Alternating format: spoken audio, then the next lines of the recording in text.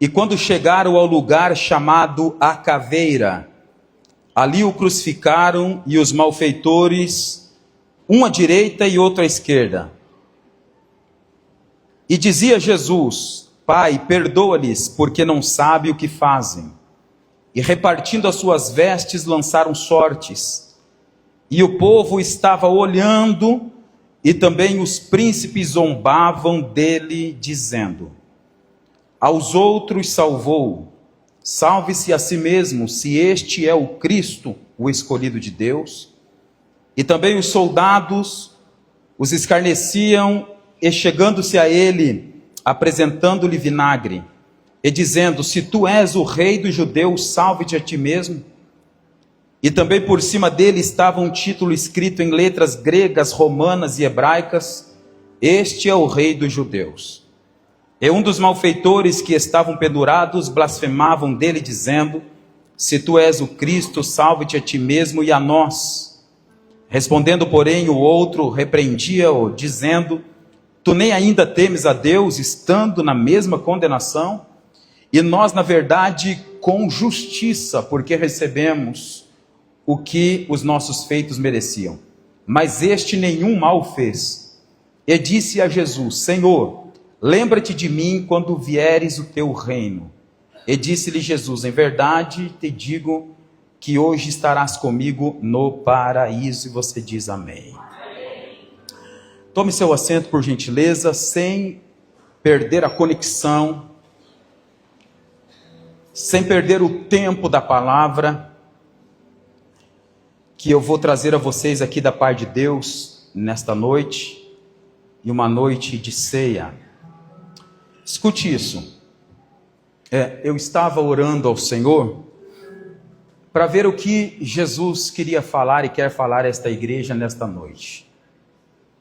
E pedindo ao Espírito Santo para que Ele, porque vocês sabem que o Espírito Santo já tem a mensagem preparada para cada ocasião que nós iremos ministrar a palavra. E nós temos o pensamento errôneo de falar, nós pregadores, o pensamento errôneo de falar: eu vou preparar a mensagem para pregar a igreja, quanto nós deveríamos dizer: eu vou orar para que o Espírito Santo mostre qual é a mensagem que já está preparada, porque quem ministra a igreja é o Espírito Santo.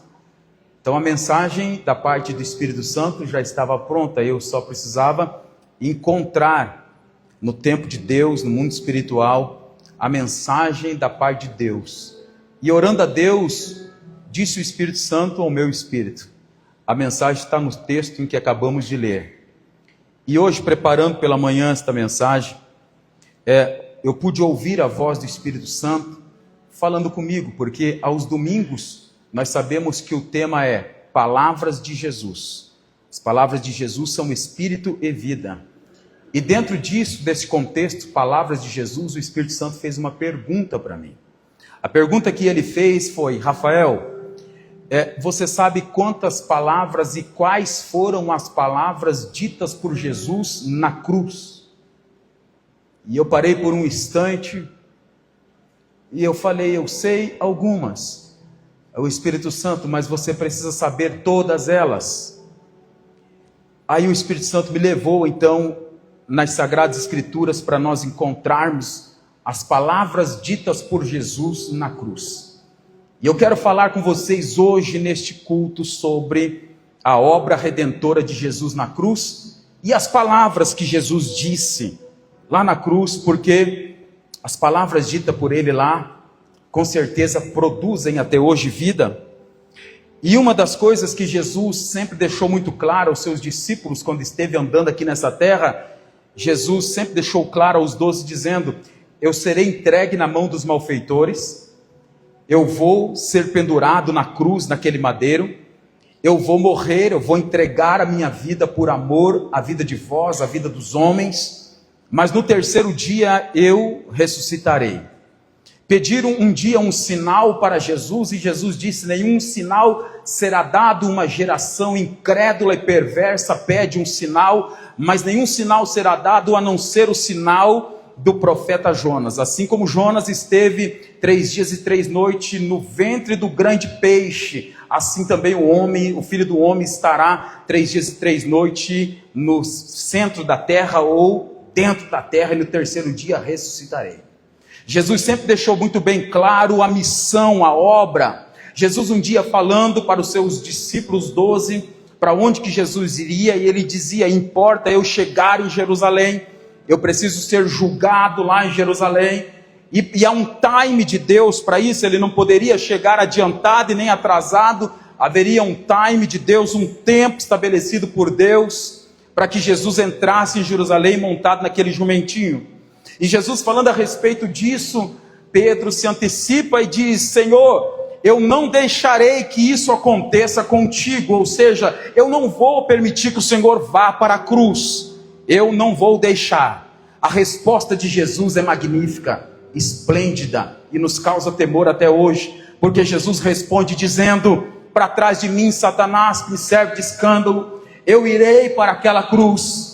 Não há obra, não há força na terra, não há força no mundo espiritual que impediria Jesus de ir para aquela cruz. Jesus nasceu para ir para aquela cruz.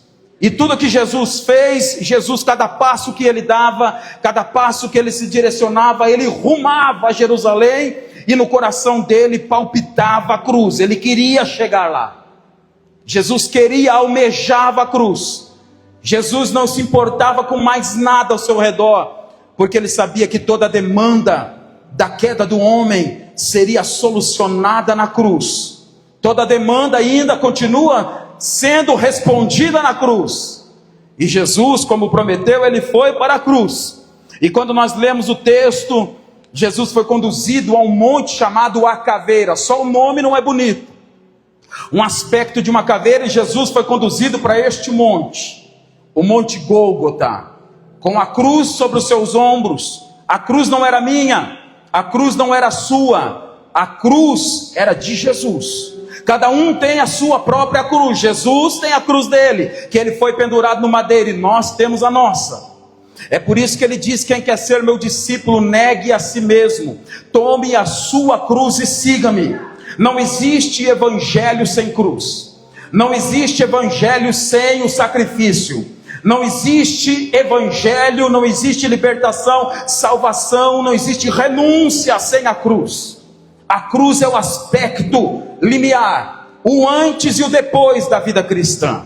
E eu costumo dizer que existe alguns aspectos da nossa vida que nos muda quando acontece. O primeiro é quando nós nascemos do ventre de nossa mãe. Quando nós nascemos, a nossa vida muda para todo sempre no momento do nascimento. O segundo é quando nós aceitamos a Jesus, a nossa vida vai mudar para todo sempre, é um antes e um depois.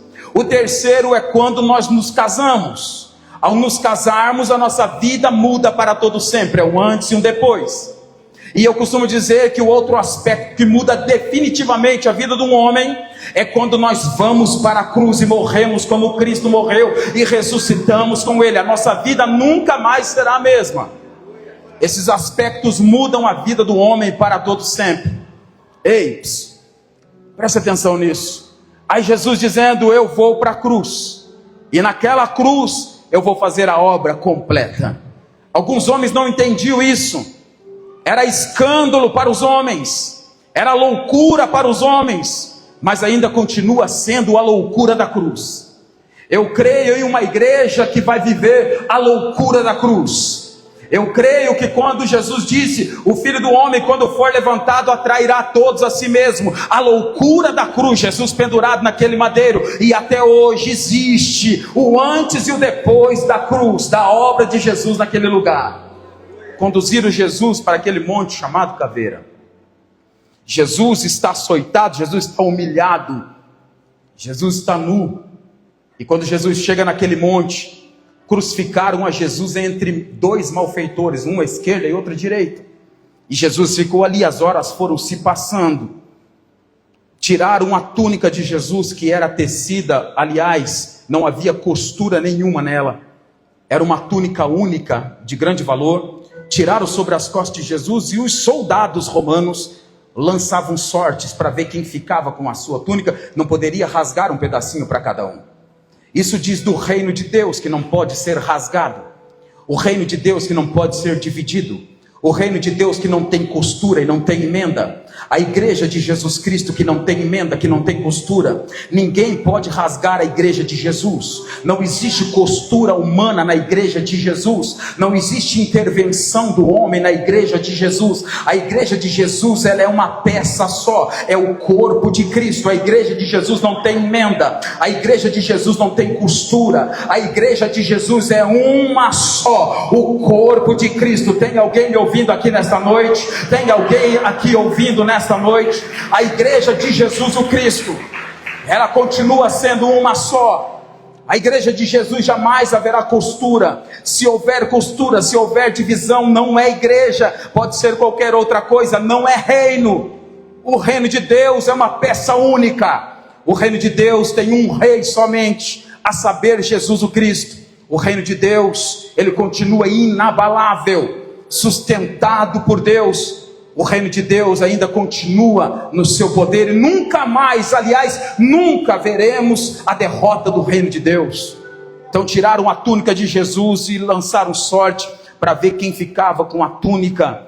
E Jesus naquela cruz, algumas coisas eles fizeram: pegaram vinagre, colocaram na esponja, embebedaram a esponja de vinagre, colocaram na ponta de uma lança e colocaram para Jesus, para que Jesus bebesse lá na cruz.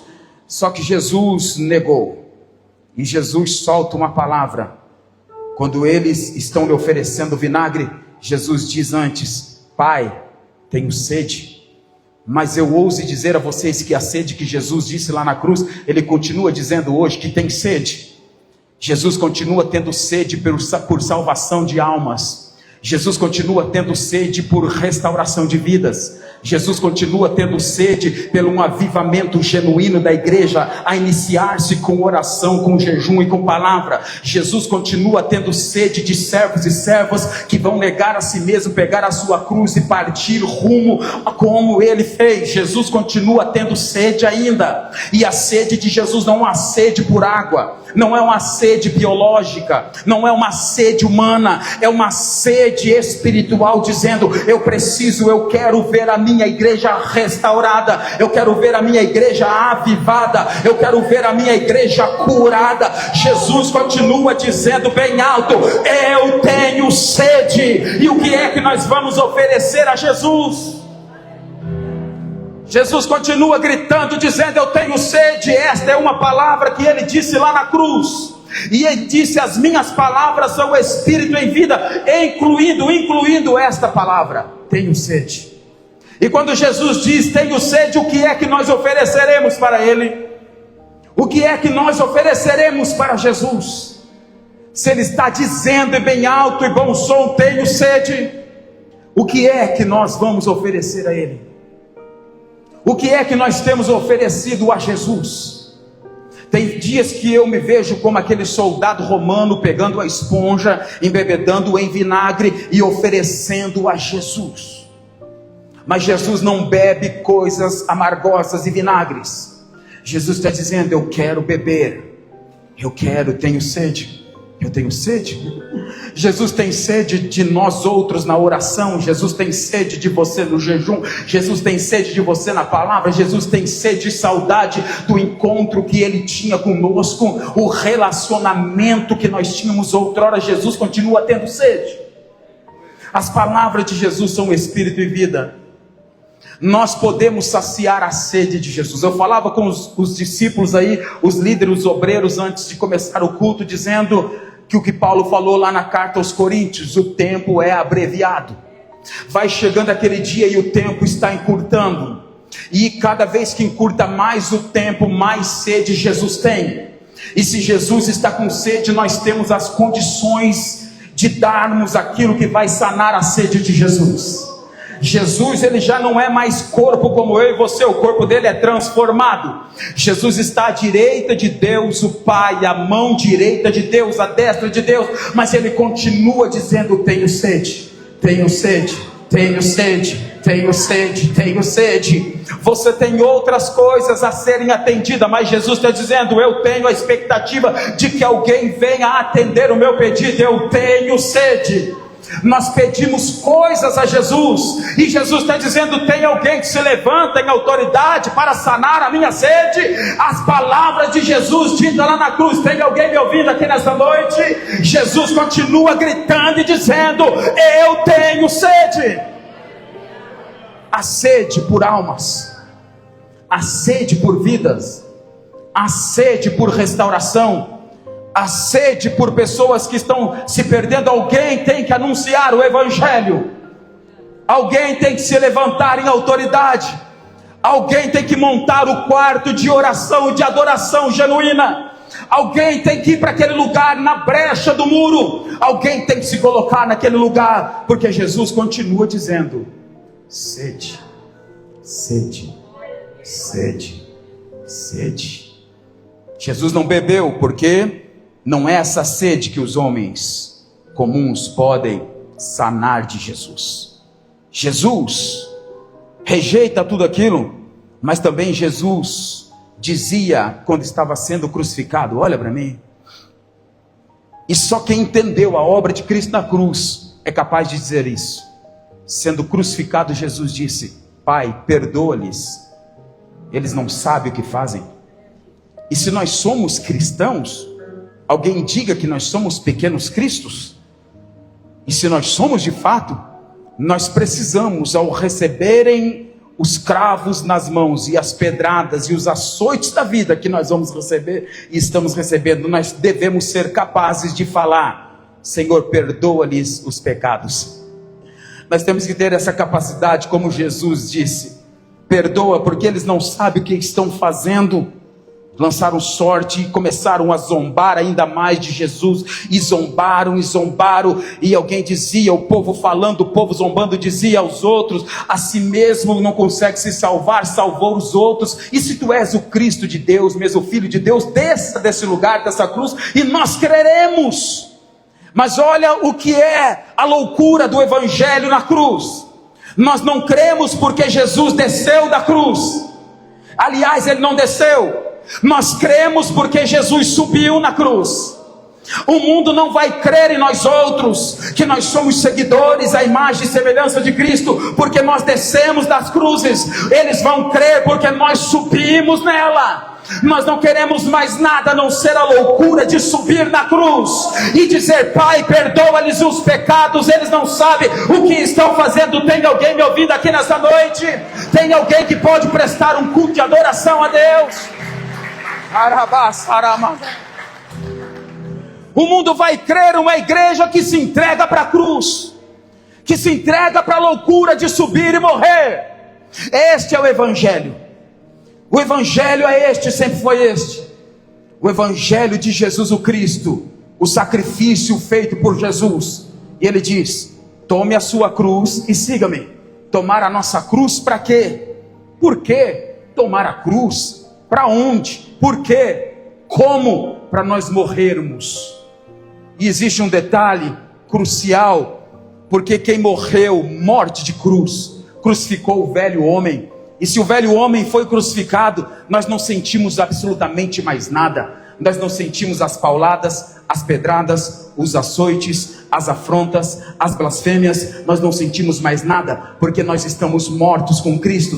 E se nós morremos com Cristo, nós também ressuscitaremos com Ele. E quem está morto já não sente mais nada. Pode apedrejar, pode falar, pode zombar, mas nós não sentimos mais nada. Nós estamos mortos com Cristo Jesus. Esta é a loucura da cruz. Ninguém entende nada, mas quando nós subimos para aquela cruz, as pessoas são atraídas por aquilo que nós estamos fazendo. Que loucura é esta? Porque esses homens estão dando a sua vida a si mesmos. Por que essas pessoas têm coragem de morrer? Porque elas negam a si mesmas, porque elas negam seus projetos, porque elas negam a si mesmas e os seus desejos. Por que elas estão fazendo isso? Nós queremos ver o que está acontecendo. As pessoas não são atraídas porque o pregador prega bem e é eloquente. As pessoas não são atraídas porque o ministério de louvor está bem afinadinho, o som é de qualidade. Nós não atraímos as pessoas porque a recepção é 100%, a diaconia é 1000%. Não, tudo isso é válido. Nós atraímos as pessoas quando nós subimos para aquela cruz igual Jesus e dizemos: nós vamos fazer a loucura da cruz. Tem alguém me ouvindo aqui nesta noite? A loucura da cruz. Você pode aplaudir ao Senhor. A loucura da cruz ainda continua sendo válida, ainda é verdade. Ei, deixa eu lhe dizer, a cruz, ela não é terapêutica. A cruz vai doer. A cruz mostra a nossa vulnerabilidade humana. A cruz expõe a nossa nudez. A cruz mostra as nossas vergonhas. A cruz nos mostra como homens nus. A cruz nos expunha. A cruz vai dizer quem de fato nós somos. É lá na cruz que nós vamos responder quem nós somos. Não é quando eu prego, não é quando eu oro, não é quando eu profetizo, não é quando eu ministro louvor, não é quando eu sirvo, não é quando eu obro, quando eu estou fazendo a obra, não é quando eu estou fazendo nada disso. Tudo isso é válido, mas eu vou mostrar ao mundo quem de fato eu sou quando eu subir na cruz. Pode pregar os cravos. E Jesus estava na cruz do meio, um malfeitor à direita, outro à esquerda, e um deles zombava de Jesus. Se você descer da cruz, nós creremos que você é o Cristo. Salve-te a ti e salve a nós outros. Olha, que a cruz nos expunha quem de fato, aquilo que está guardado dentro de nós, a nossa essência. A cruz não é terapêutica. A cruz nos mostra a nossa nudez, quem nós somos. Na cruz não existe máscara. Na cruz nós estamos nus. E aquele homem disse: desce daí e nos tire daqui, e nós creremos. Só que nós cremos justamente ao contrário. Nós cremos porque Jesus subiu, não porque ele desceu. E porque ele morreu, porque entregou a sua vida naquela cruz. É por isso que nós cremos. Mas em contrapartida, o outro malfeitor do outro lado, ele diz: ei, pare com isso, deixa disso. Nós estamos aqui com justiça, pendurados nessa cruz porque nós somos malfeitores. Mas este homem é inocente. Ele nada deve. Ele não merecia estar aqui. Olha a responsabilidade. Quando nós subimos na cruz, o que nós falamos? Quem nós somos quando a nossa cruz é posta sobre os nossos ombros? Quando nós sentimos o peso da cruz sobre os nossos ombros, quem nós somos, o que nós falamos? Nós queremos logo abandonar a nossa cruz. Quais são as palavras ditas por nossa boca? O que sai do nosso coração quando nós apanhamos a nossa cruz e colocamos sobre os nossos ombros e começamos a andar com a nossa cruz? O que sai dos nossos lábios? O que nós falamos? O que nós dissemos? Quantas vezes nós largamos a cruz? Quantas vezes nós apanhamos ela novamente?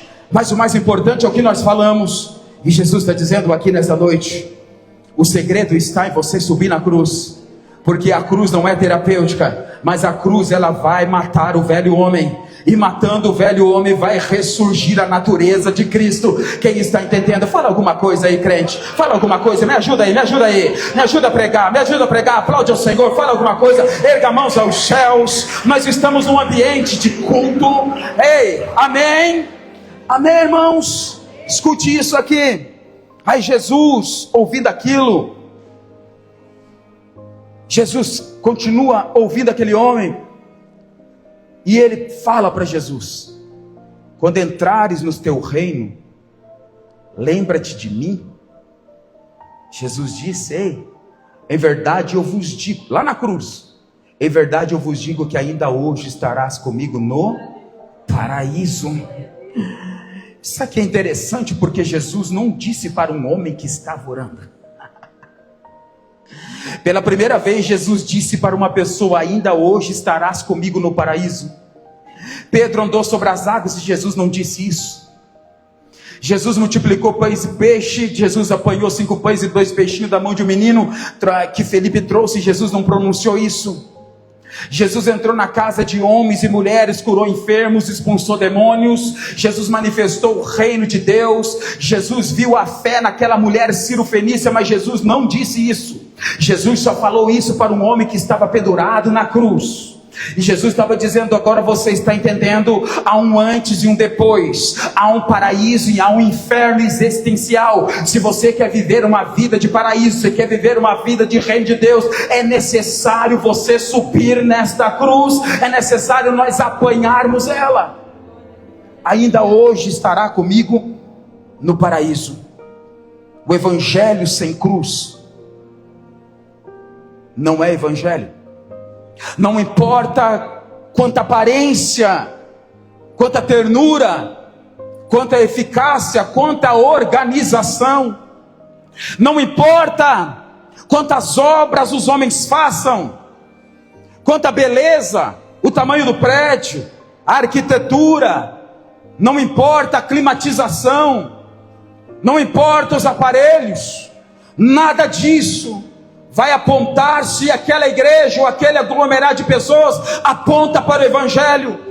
O evangelho só tem uma característica, e a característica do evangelho é a cruz, é o sacrifício. Não existe, jamais existirá evangelho sem cruz, evangelho sem sacrifício. Não existe, é apenas religiosidade de homens.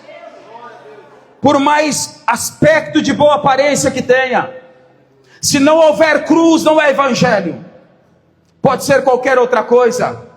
Se não houver sacrifício, você não pode chamar de evangelho. O evangelho sem cruz, evangelho entre aspas, sem cruz, levará os homens e está levando à perdição eterna. Há uma terapia demoníaca que Satanás vem instaurando dentro de igrejas. Ainda há um eco, ainda há uma proposta feita quando Jesus estava lá no deserto, na tentação, que Satanás o transporta a Jesus um alto monte e diz: vou te mostrar todos os reinos da terra, tudo isto eu te darei, só basta você prostrado me adorares. Escute isso, a proposta continua sendo a mesma. Eu sou um facilitador para você, eu tiro a cruz, eu deixo você tomar posse de tudo sem cruz. Jesus disse: vai de Satanás, porque está escrito, só o Senhor adorarás e só Ele servirás. Escute isso aqui, evangelho sem cruz não é evangelho.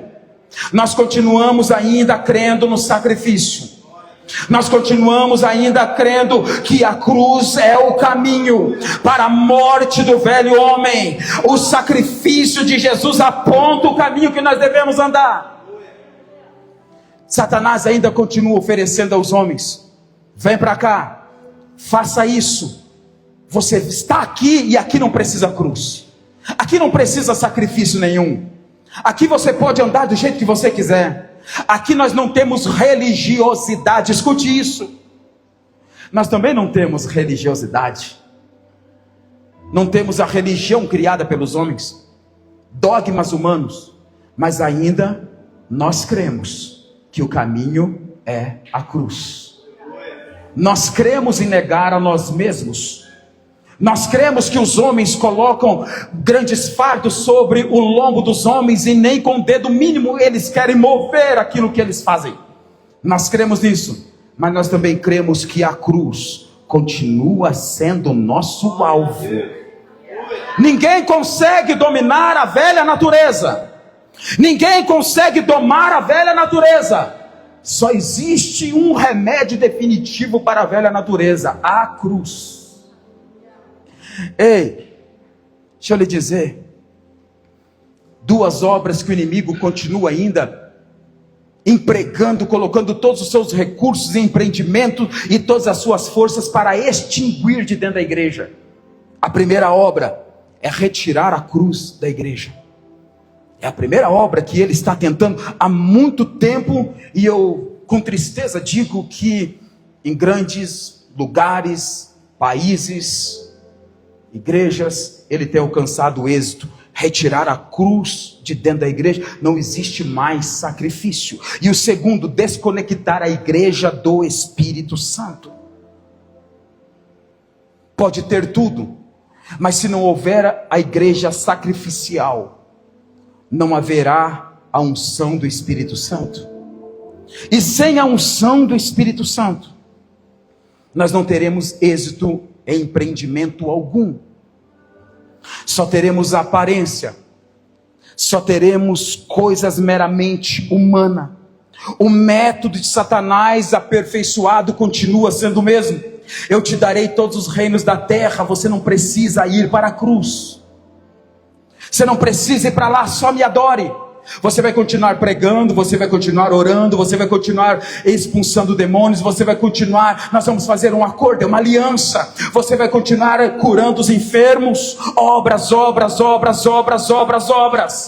E é por isso que naquele dia Jesus vai dizer: apartai-vos de mim, malditos, que eu não vos conheço. Vão para o fogo eterno e para a perdição eterna. E eles vão falar: Senhor, mas no teu nome expulsamos demônio, no teu nome curamos enfermos, no teu nome fizemos isso, aquilo, tudo obras. A cruz, ela não faz obras, a cruz, ela faz com que nós produzamos fruto, e é só na cruz que nós vamos conseguir. Quem está entendendo o que o Senhor está dizendo? Você pode fazer a obra sem a cruz, mas você não pode produzir fruto nenhum sem cruz. A cruz vai promover que você comece a produção de frutos. Os homens conseguem fazer a obra sem cruz, mas não conseguem produzir nenhum tipo de fruto, porque nunca quiseram a cruz. E Satanás tem tirado uma mentira, tem colocado uma mentira grande dentro da igreja: tira a cruz e eu te dou todos os reinos da terra. Eu quero me levantar com uma voz profética na cidade de Cascavel. Eu quero fazer uma declaração profética na cidade de Cascavel. Vai acabar esse negócio da obra sem cruz. Nós iremos para aquela cruz. Quem está entendendo o que o Senhor está dizendo? Quem nesta noite vai subir na cruz? Nós vamos. Nós queremos a unção. Porque se nós não formos para a cruz, o Espírito Santo não será derramado sobre nós. O Espírito Santo não foi derramado antes da cruz, ele foi derramado depois da cruz, morte e ressurreição de Jesus e ascensão.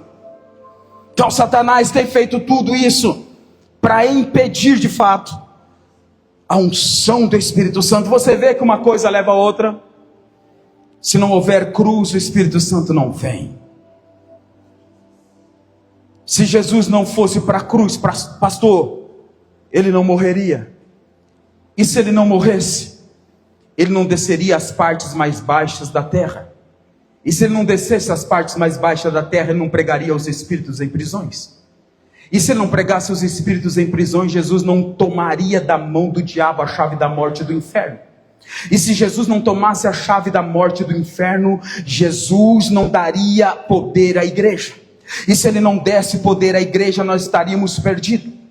E se Jesus não tomasse a chave da morte e do inferno, pastor, ele também não despojaria principados e potestades, expondo eles ao vitupério no universo, a vergonha extrema. E se ele não despojasse os principados e potestades, pastor, nós ainda estaríamos debaixo do jugo do pecado e do jugo da maldição causada no Éden. E se Jesus não morresse, pastor, ele não ressuscitaria ao terceiro dia. E se ele não ressuscitasse ao terceiro dia, ele não ascenderia, subiria aos céus. E se ele não ascendesse aos céus, ele não sentaria à direita de Deus Pai. E se ele não se assentasse à direita de Deus Pai, ele não rogaria ao Pai dizendo: envia o Espírito Santo, envia o Espírito Santo, envia o Espírito Santo, envia o Espírito Santo, envia o Espírito Santo. É Jesus lá no céu dizendo: envia, Pai, o Espírito Santo. E quase 120 Atos 2 dos Apóstolos orando, dizendo: manda o Espírito Santo, manda o Espírito Santo, manda o Espírito Santo, manda o Espírito Santo. 10 dias eles clamando, Jesus dizendo: envia o Espírito Santo, envia o Espírito Santo. E se Jesus não morresse, ele não clamaria, não rogaria. E se ele não rogasse, o Pai não enviaria o Espírito Santo. E se Ele não enviasse o Espírito Santo de Deus, nós não seríamos batizados com o Espírito Santo. E se nós não fôssemos batizados com o Espírito Santo, nós ainda estávamos andando na carne e no pecado. Mas quando nós somos batizados no Espírito Santo, nós andamos na autoridade e no poder do Espírito Santo, porque alguém foi para aquela cruz. Tem alguém me ouvindo aqui nesta noite? A cruz não é terapêutica. A cruz não é terapêutica. Eu preciso subir naquela cruz. Se eu não for para a cruz, eu não tenho autoridade de pedir ao Espírito Santo. Mas quando eu vou para a cruz e digo: mata o velho homem, mata o velho homem, aí nasce Jesus o Cristo. Ah, igreja, tem alguém me ouvindo? Tem alguém me ouvindo? Tudo começa na cruz. Eu preciso subir para aquela cruz. Se o Espírito Santo não fosse enviado, nós não teríamos autoridade. E sem autoridade ninguém conseguiria orar e jejuar. E se a igreja não orar e jejuar, o mundo espiritual, os céus não se moveriam. E se os céus não se movessem, ainda todo mundo estaria debaixo da potestade das trevas. Por quê, pastor? Porque alguém não foi para a cruz. Simplesmente. A resposta para a tua vida está na cruz. E se nós não pregássemos, pastor, porque nós não oramos, e nós não oramos porque o Espírito Santo não foi dado, e só Ele que nos faz orar. Se nada disso acontecesse, pastor, as pessoas não seriam salvas. E se elas não fossem salvas, pastor, estaríamos todos condenados à perdição eterna. Tudo começa na cruz. Eu preciso subir nela. Eu preciso ir para ela. Eu preciso ser atraído por ela. Sabe essas mazelas? Sabe estas dores do passado? Sabe essas nuances da nossa alma? Sabe tudo isso que está gravado na nossa alma, que nós carregamos desde a infância, que nós carregamos desde muito tempo? Elas serão colocadas lá na cruz. Lá na cruz. E depois disso, nós ressuscitaremos como Ele ressuscitou. Ei, o inferno não está nem aí. Pode ser 10 mil, 20 mil, 30 mil, 50 mil pessoas. 2 cultos no domingo, 4 cultos ao domingo, 5 cultos ao domingo. Desde que não tenha cruz. Se não tiver cruz, ele não se perturba com números de cultos, com atividades meramente humanas. Ele não se preocupa com o meu orçamento. Ele te ajuda financeiramente. Se não houver cruz, Ele não está preocupado com nada disso. Tudo isto te darei, se prostrado me adorares. Leia a Bíblia, crente. Vá para as Escrituras, igreja. Tudo isto eu te darei. Ele continua fazendo a mesma proposta. Para com essa besteira de cruz. Para com esse negócio de sacrifício. Para com isso, nós vamos vestir você de um manto. Escute isso aqui. Mas evangelho que tem cruz, os demônios não suportam. Evangelho que tem sacrifício, o inferno treme. Ele pode se esconder por um tempo. Ele pode se esconder por uma hora. Ele pode se esconder por um momento. Mas o evangelho expõe as obras das trevas por causa da cruz. É para lá que eu vou. É na cruz que eu vou. É lá que eu vou subir, aleluia.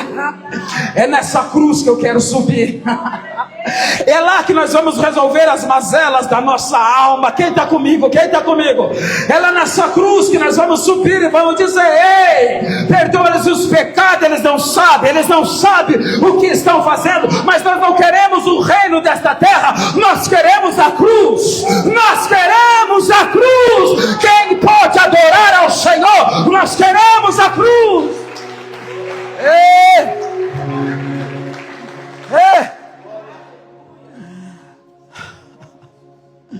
E Jesus lá na cruz, Ele diz: Pai, tenho sede. Perdoados são seus pecados. Eli, Eli, lama sabachthani, que traduzido é: Deus meu, por que me abandonaste? Lá naquela cruz ele olha para Maria e diz: mulher, eis aí o seu filho, se tratando de João. Ele olha para o João e diz: filho, eis aí a sua mãe. Tudo pendurado na cruz, porque na cruz é uma restauração familiar sendo promovida. Você é minha mãe, não vou lhe deixar sem filho, eis aí o seu filho. Uma restauração, uma ordem familiar. Família sem cruz é uma família sem estrutura. Jesus está dizendo: eu quero fazer, eu vou fazer. Eis aí o seu pai, eis aí a sua mãe, eis aí o seu filho, eis aí a sua família, pendurado na cruz. Jesus também diz: pai, está consumado. E quando Jesus disse isso, meu irmão, o céu não deu mais, o sol não deu a sua luz, desde o meio-dia até o momento que Jesus entrega o seu Espírito. E Jesus, entregando o Espírito, expirou. Sua cabeça cai de lado. A terra treme. Houve trevas no mundo todo. Os sepulcros foram abertos. E muitos dos santos foram vistos andando na cidade. O véu do templo se rasgou de alto a baixo. E agora não é eu que entro, é quem está lá sai. Porque quem estava lá era Deus, o Pai. E o poder de Deus pode ser manifestado hoje, aleluia.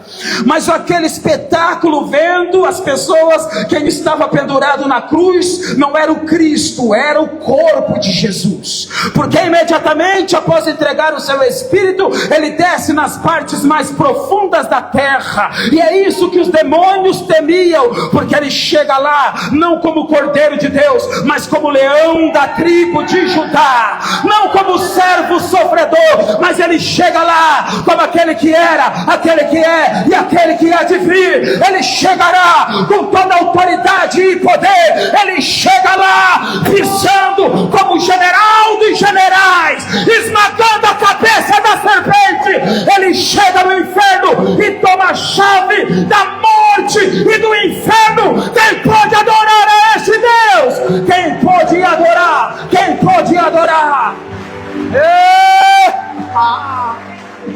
Era mandora sora mandala caia doro sore mena.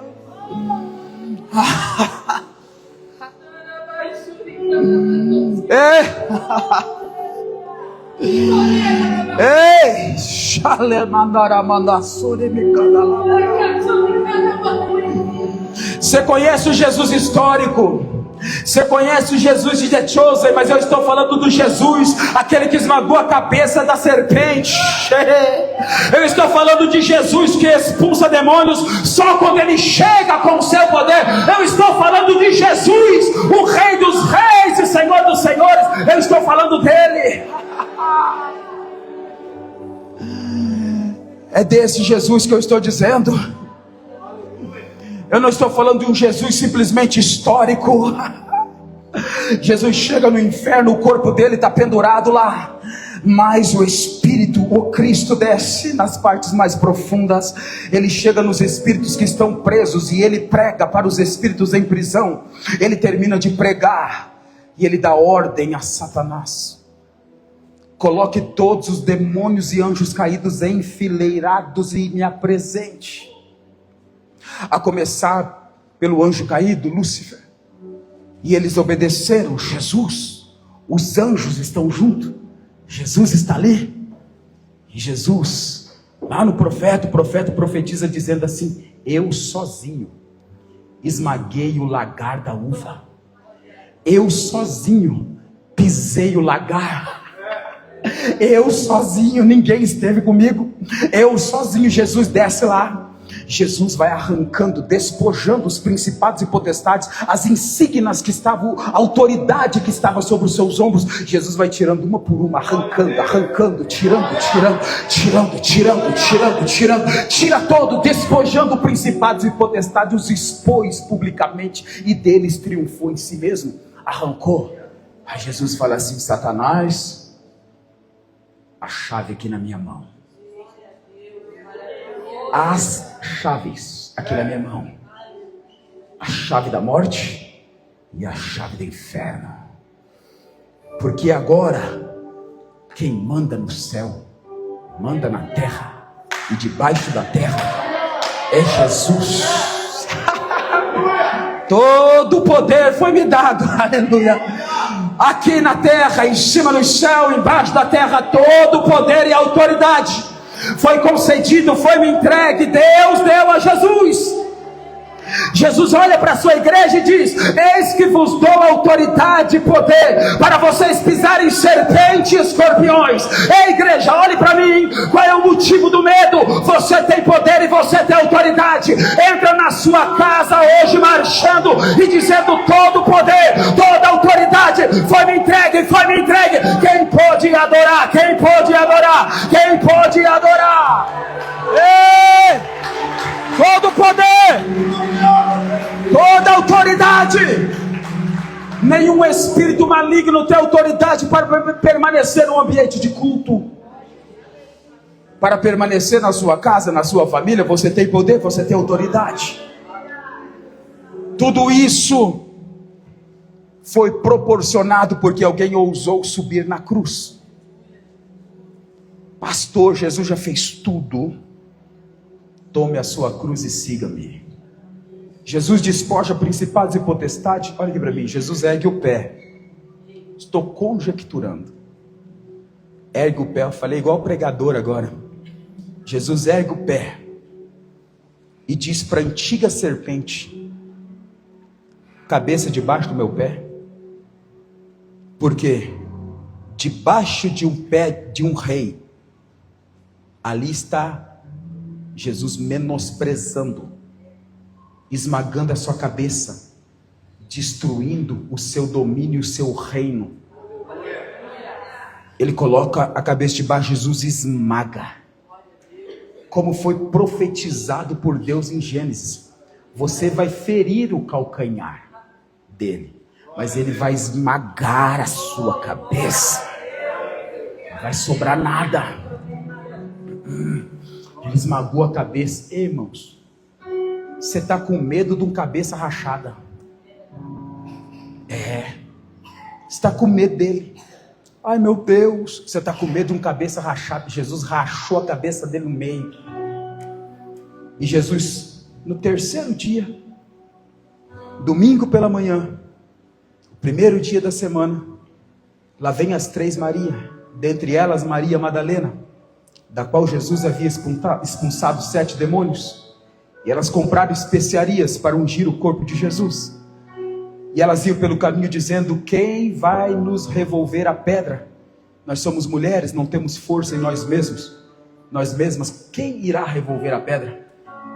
Aí quando elas chegam, a pedra já havia sido revolvida, e Maria corre para a porta do sepulcro, e encontra o sepulcro vazio. E ela diz: aonde está meu Senhor? Cadê meu Senhor? Onde puseram meu Senhor? E ela chora. Mas o Senhor já havia ressuscitado. E o anjo prega para ela: mulher, por que choras? Ela disse: levar o corpo do meu Senhor, não sei onde puseram. Se você sabe, me diz que eu vou buscá-lo. Ele diz: Jesus não está mais aqui não. Ele já ressuscitou. Por que você está procurando aquele que vive dentre os mortos? Por que você está revolvendo coisas mortas? Por que você está mexendo em obras mortas e coisas mortas, em experiências mortas? Por que você está mexendo nesse passado que já morreu? Por que você está procurando ainda dentro de sepulcro? Jesus não está lá. Ele é o dono da vida. Por que você está procurando ainda? O anjo para de pregar para ela. Jesus está atrás dela. E Jesus diz: mulher, por que choras? Ela virando-se para trás, pensando que era o jardineiro, ela viu Jesus, mas não identifica que é Jesus. Aí eles levaram o meu Senhor, não sei onde colocaram, sabe onde que ele está, jardineiro? E volta para dentro do sepulcro chorar. Aí Jesus diz, vou ter que chamar pelo nome, que ela não me conheceu, mas se eu chamar pelo nome, ela vai lembrar. Jesus está chamando alguém pelo nome hoje, porque você deu uma esquecidinha de Jesus. Você vem nos cultos, você adora a Deus, mas você esqueceu da sua essência e das promessas. Jesus vai te chamar pelo nome hoje. Aí Jesus diz, Maria. O coração dela começa a acelerar. Ela diz, Raboni, que significa mestre. E ela vira-se para trás, sai correndo e se joga aos pés de Jesus. Jesus diz, não me toques, porque eu ainda não subi para meu Deus e vosso Deus, meu Pai e o vosso Pai. Mas ide a Pedro e aos discípulos e diz que eu vivo. Aí depois de alguns dias Jesus se ascende aos céus, e o salmista escreve isso dizendo, levantai as vossas cabeças, ó portas eternas, para que entre o Rei da Glória. Milhões e bilhões de anjos seguindo a Jesus, daqui um cortejo para cima, e bilhões de anjos nos portais, e o anjo do portal respondia, quem é este Rei da Glória?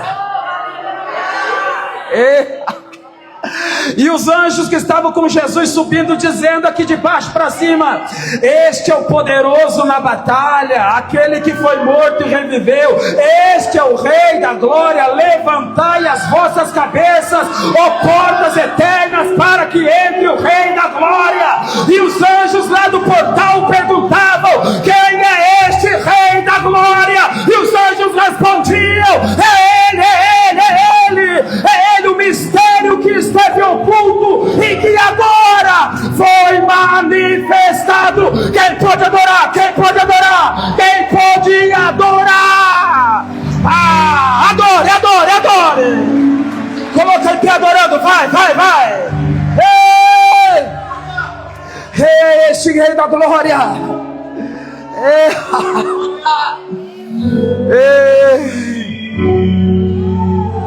Ela mandou sora mandacanda lavacê.